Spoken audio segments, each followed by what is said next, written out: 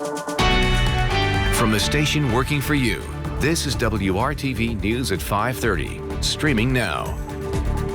And now at 5:30, Thanksgiving is just a few weeks away. In the age of coronavirus, it likely won't be as simple as everyone gathering around the table. Words of caution tonight from a local health expert. And if you need to go to the library this weekend, better make plans to do it tomorrow. The new schedule now in effect. Lindsay.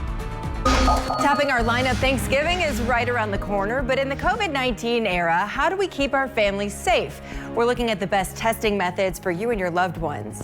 Plus, restaurants are getting creative with their outdoor space to keep customers coming in. The idea is they hope will protect their livelihood.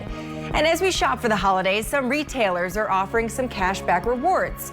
A look at how you can get in on the deals.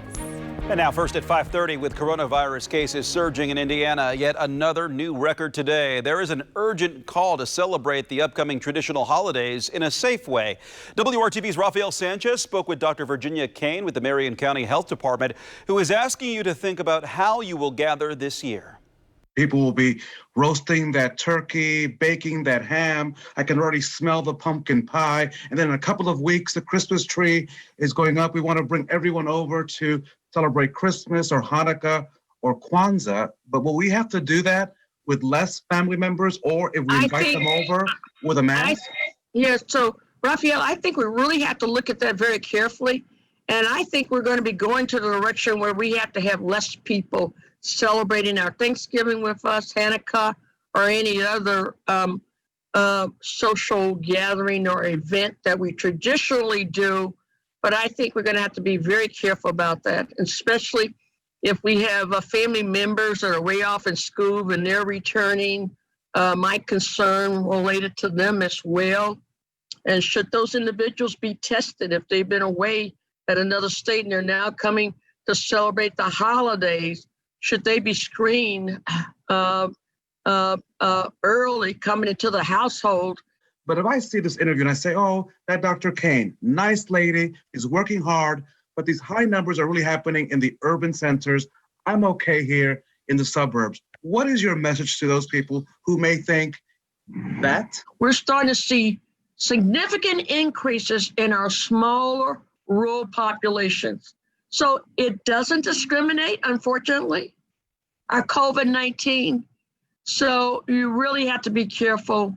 No matter what your population size, you can be at risk. Dr. Virginia Kane with the Marion County Health Department, thank you so much for joining us.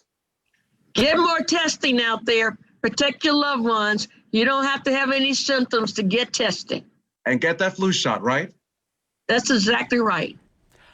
And you can find all of the updated COVID-19 numbers, what they mean, plus tips to help you through everyday life during the pandemic, up right now at WRTV.com/coronavirus. Kyle. It's sun getting ready to set here on a week, and we are heading into the weekend with lots of sunshine. Beautiful view, though, as we are looking toward White River State Park and the Indianapolis Zoo.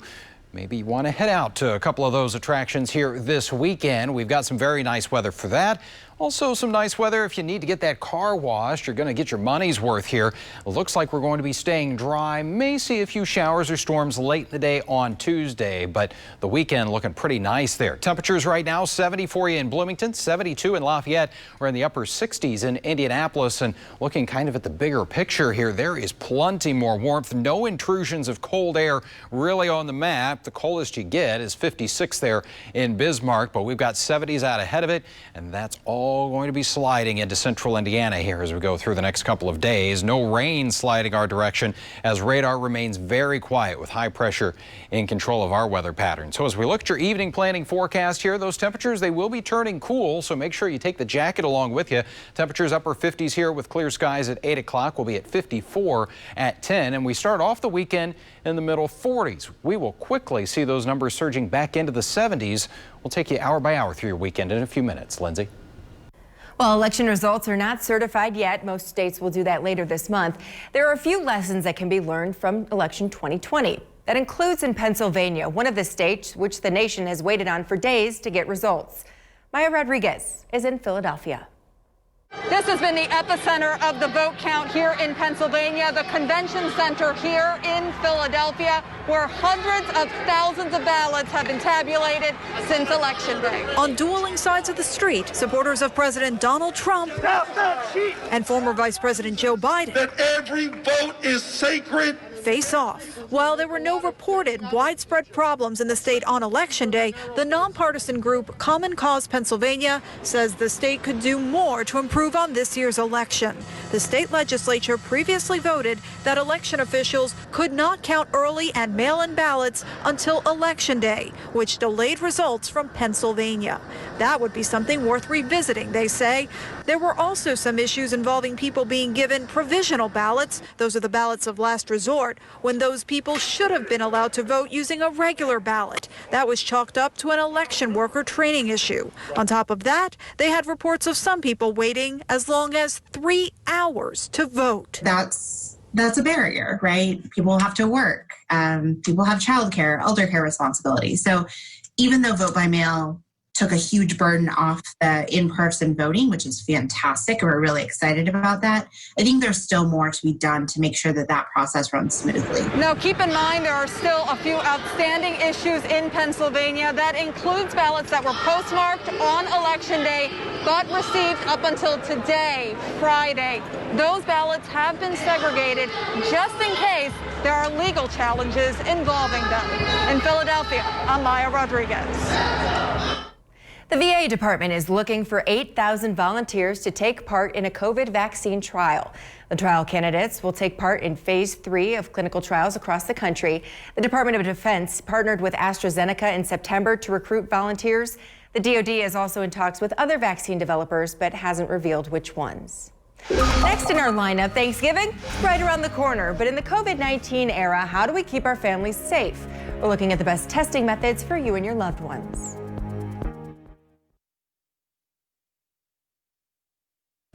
There's going to be a change at the top for the Indiana Democratic Party. Chairman John Zody announced today that he'll be stepping down from the post when his term ends in March. Zody has been state chairman since 2013. He said that he decided before Tuesday's election results that he would not seek a third term. The State Democratic Central Committee will pick Zody's replacement.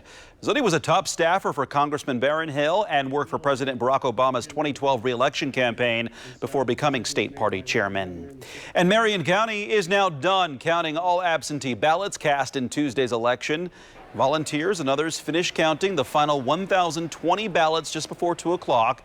The overall total of absentee ballots for this election was 215,912. Smaller gatherings have been one source of rising COVID-19 cases. Visiting or hosting family for Thanksgiving is going to take weeks of planning, testing, and isolation if you want to limit the risk of catching or spreading the virus. At a gathering, and the longer that interaction lasts, the higher the risk is of becoming infected. So now is a great time to have the COVID chat with your family, friends, and loved ones. Testing prior to going to a small gathering can be a helpful strategy, in addition to isolating and recognizing that there is a lag time between when someone is infected and when they will test positive. Health experts suggest this approach to testing before gathering. First, isolate 2 weeks before you take the test because of the virus incubation period and to make sure you didn't get any new exposure right before taking the test.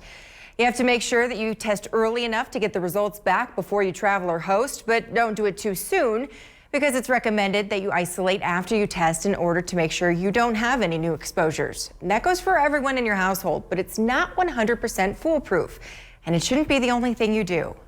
Testing should not be a substitute for wearing masks, for social distancing, and for taking these precautions that we need to suppress the virus.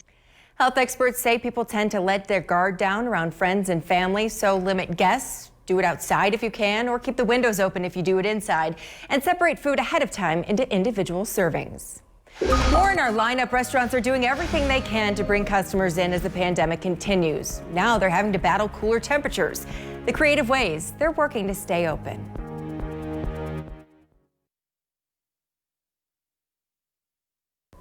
Some of the most important ballots in this election were cast in Pennsylvania. It's not the first time it's been seen as the battleground state, but as Chris Stewart reports, what's different is some of the people behind the high turnout at the polls.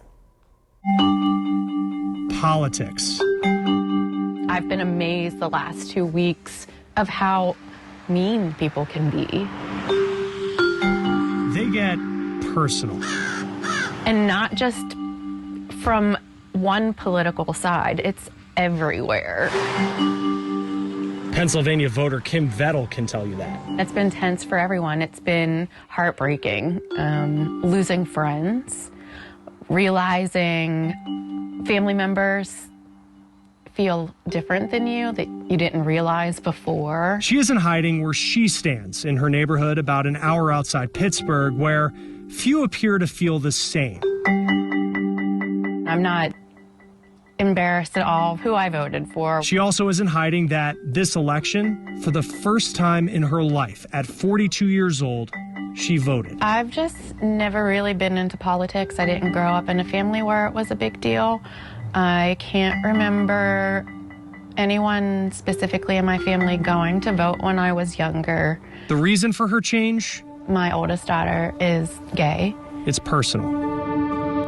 My rights as someone who's out as a lesbian. Kim's 18-year-old daughter, Haley, is carrying this sticker for the first time, like many people her age. They're doing their research. They're trying their hardest to do what's right for everybody. They're sick of seeing the world how it is and having to continue to grow up and be adults in it. But in this swing state, well, I just want to say hello, Pennsylvania. With unmistakable support for the president, where a city skyline and rural life are often not far apart, how voters see the future is never a given. The message that came out to residents in Pennsylvania was really, you're going to decide the election.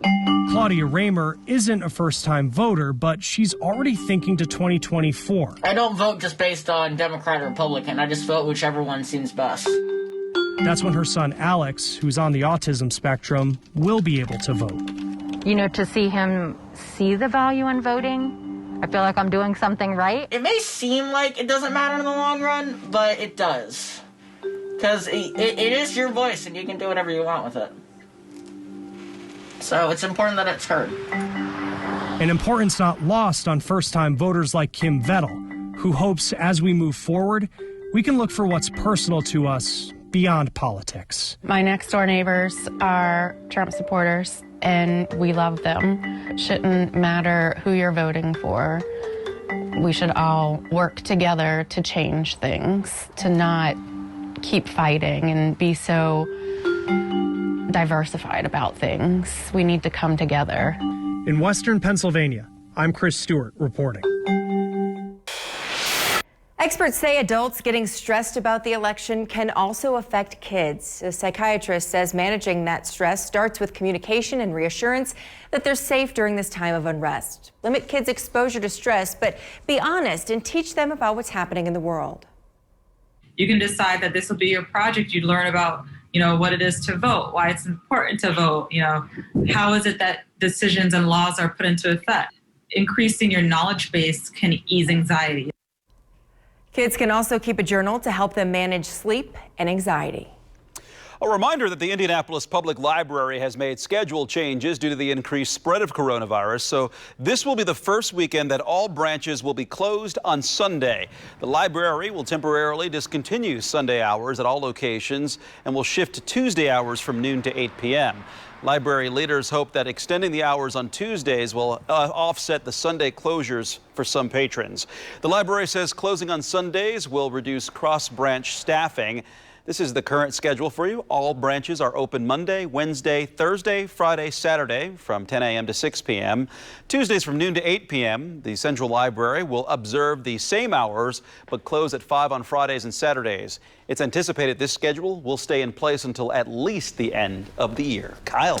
And if you're going to be reading a good book this weekend, might want to do it out on the patio or out in the yard there. We are going to extend the beautiful weather we've had today and a stellar sunset that is in progress there. As we check out the view in Greencastle, we still have temperatures around 70 degrees for us. 68 in the city, 72 in Lafayette, Bloomington at 70. Just a light south wind. It is under 10 miles per hour for us. And as we look at the snapshot of the weekend ahead, this certainly does not say November. but it is going to feel more like early October for us. 74 with sunshine on Saturday, 76 degrees on Sunday. So yeah, we're talking about being a little closer to that record territory with the sunny skies on Saturday. Temperatures will warm quickly. We're 55 degrees already at 10 a.m. So that's around our average high for this time of year. Middle 60s by noon and back into the middle 70s for that afternoon high tomorrow. 74 in Bloomington, Noblesville at 71, and around the Rushville area at 73 degrees, well above average here. And Sunday looking very nice as well. So whether you've got some plans on Saturday or Sunday, just make sure that some of those are getting outside, maybe getting a little of that last minute yard work done here. 66 degrees for us at 11 a.m. as we go into our Sunday. We'll see those numbers a little bit warmer as we get around 76. And then things will change as we get late in the day on Tuesday into Wednesday. That's when rain will be moving into central Indiana, possibly a few thunderstorms as well. And look at the temperatures. We are in the 70s through Tuesday, but just the middle 50s on Wednesday. We'll start to level off for the end of the week. Lindsay? As coronavirus cases continue to spike, some states are reinstating restrictions on indoor dining. Restaurants already reeling with huge financial strain are trying to find innovative solutions to keep their doors open. As Usher Qureshi reports, some are thinking outside the box and into a bubble. As temperatures drop, restaurant owners are scrambling to find new ways to keep patrons coming back to eat in. What you're seeing are local mayors trying to incentivize and help restaurants winterize their outdoor spaces and really doing whatever they can to encourage outdoor dining. But with indoor dining shut down in many places across the country, geodesic domes or igloos, tents, and mini greenhouses are popping up to help keep diners warm and safe. 49% of full-service restaurant operators say they are taking actions like installing tents or patio heaters to extend their outdoor dining season. Restaurant owner Sophie Hooterstein and her staff built 14 4x6 greenhouses for outside her restaurant. The idea was inspired by an installation in Amsterdam. Each one can accommodate 2 to 4 people and is helping sustain her business while indoor dining is restricted. Safety experts say this type of seating can help keep people safe if there's frequent cleaning and ventilation. California resident Sarah Moffitt dined inside a greenhouse for the first time. I don't know if we're going to have a sense of normalcy ever again, but to have moments that you can share with friends and your close loved ones in a safe environment is kind of amazing. The city of Chicago challenged designers from across the country to propose winter dining solutions. Atlanta-based national design firm ASD Sky created a modular cabin inspired by ice fishing huts that would fit inside the footprint of a parking space. The goal, create a reason to stay instead of taking out. People just want an experience. That's what we're lacking right now. So that was the driver behind creating this idea. Urban development designers Neil Rendell and Flo Meditel were inspired by Legos with their block party concept. The compact, heated 2-seater eat-in modules can be deployed and retracted. Much like how you would previously push tables together, the idea would be that these frames of 2 could be connected in increments of 2, and you could have, larger or smaller groups based on that. It's something they say could be utilized anywhere in the country. It was really meant to be user-friendly and kind of fit the needs of the restaurant wherever it is. And with 40% of restaurant owners worried about staying in business through February, many are banking on futuristic dine-in concepts to help them brave the uncertain winter ahead. Reporting from Chicago, I'm Usher Qureshi. Customers can expect to find limits once again on certain items at grocery stores. Kroger placed a limit of 2 on toilet paper, paper towels, disinfecting wipes, and hand soap. Those limits started this week. Costco is also limiting the amount of toilet paper customers can buy, and in some cases, water.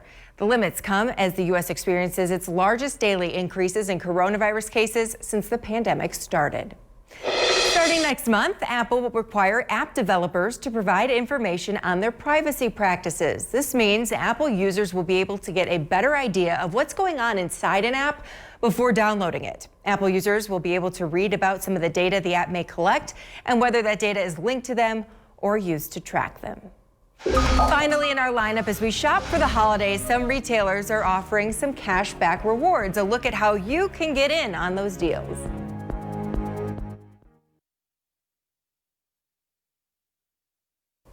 Online shopping is happening more than ever because of the pandemic. And today, you can earn extra money for everything you buy just by shopping through the website retailmenot.com. It's their cashback holiday. There are so many stores participating. For instance, Forever 21, UGG, Macy's, Land's End, Expedia. The list really goes on, and you're going to find some really significant deals. Shopping expert Sarah Skirball talked about the added features of the site that were offered this year. Cash back on certain products and flash sales. That's on top of the websites that offer up to 20% cash back on whatever you spend. You just have to shop by clicking on the offer on RetailMeNot's website. You can earn up to $50 on each purchase that you make. Then in 45 days, right before Christmas, you'll be able to get your money through PayPal or Venmo. The extra cash back offers last until midnight tonight. Skirball offered some other ways to earn money after that.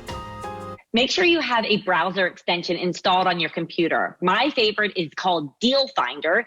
It applies coupon codes and cashback offers right at checkout, so it saves you time and money. Honey is another free browser extension that can find coupons, promo codes, and deals.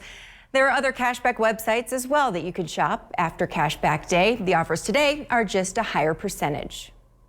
More diversity pledges from major companies. First, Amazon saying it will double the number of Black leaders this year and then again next year.